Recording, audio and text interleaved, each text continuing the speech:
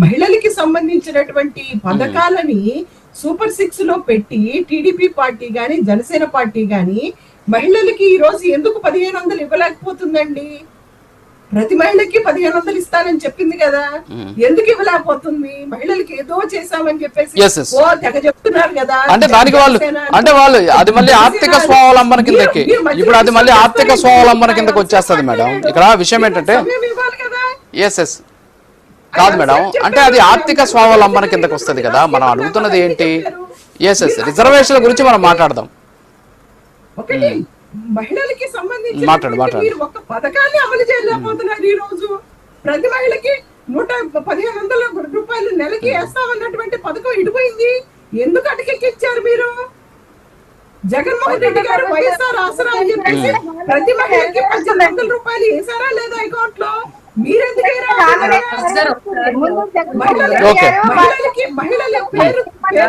ఒక్క నిమిషం అండి.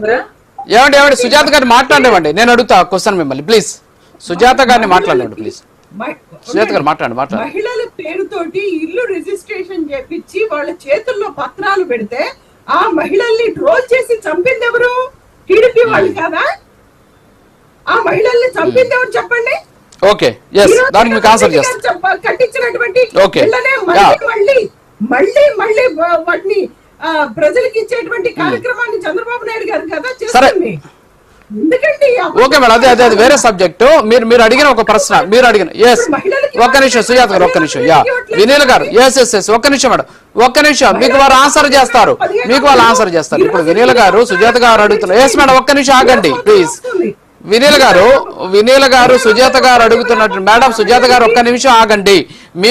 మీరు అడిగినటువంటి ప్రశ్న పదే అడిగినా ఉపయోగం లేదు కదా, మీరు అడిగారు. ఒక్క నిమిషం ఆగండి. వినీల్ గారు సుజాత గారు అడుగుతున్న ప్రశ్న ఏంటి అంటే, మహిళా బిల్లుకు మద్దతు తెలపండి అని చెప్పేసి వివిధ పార్టీల అధినేతలకు లేఖ రాసినటువంటి చంద్రబాబు నాయుడికి నిజంగా మహిళల పట్ల అంత చిత్తశుద్ధి ఉంటే మరి సూపర్ 6 లో మహిళల కోసం ఇచ్చినటువంటి పథకాలను ఎందుకు అమలు చేయడం లేదు? నిజంగా ఆయనకి చిత్తశుద్ధి ఉందా, లేకపోతే ఇది ఒక పొలిటికల్ స్టంటా? సో సుజాత గారు స్ట్రైట్ గా మిమ్మల్ని ఆన్సర్ అడుగుతున్నారు. మీ దగ్గర ఆన్సర్ ఉంటే చేయండి ప్లీజ్. రాజు గారు నాకు ఒక 2 minutes ఎక్స్ట్రా టైం ఇవ్వండి, ఏమవద్దు. సుజాత గారి క్వశ్చన్ నేను ఆన్సర్ ఇస్తాను. టీడీపీ గవర్నమెంట్ అంటేనే మహిళా సాధికారిత, మహిళా అభ్యున్నతి, మహిళలకి మహిళా పక్షపాతి టీడీపీ అనేది అందరికీ తెలిసిన వాస్తవం. గతంలో చూసుకుంటే మీరు అంటున్నారు మహిళలు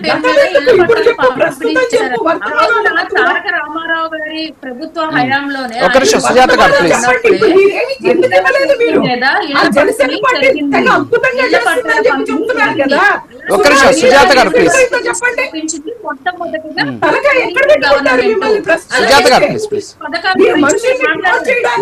నిమిషం ప్లీజ్, ఆమె మాట్లాడివ్వండి.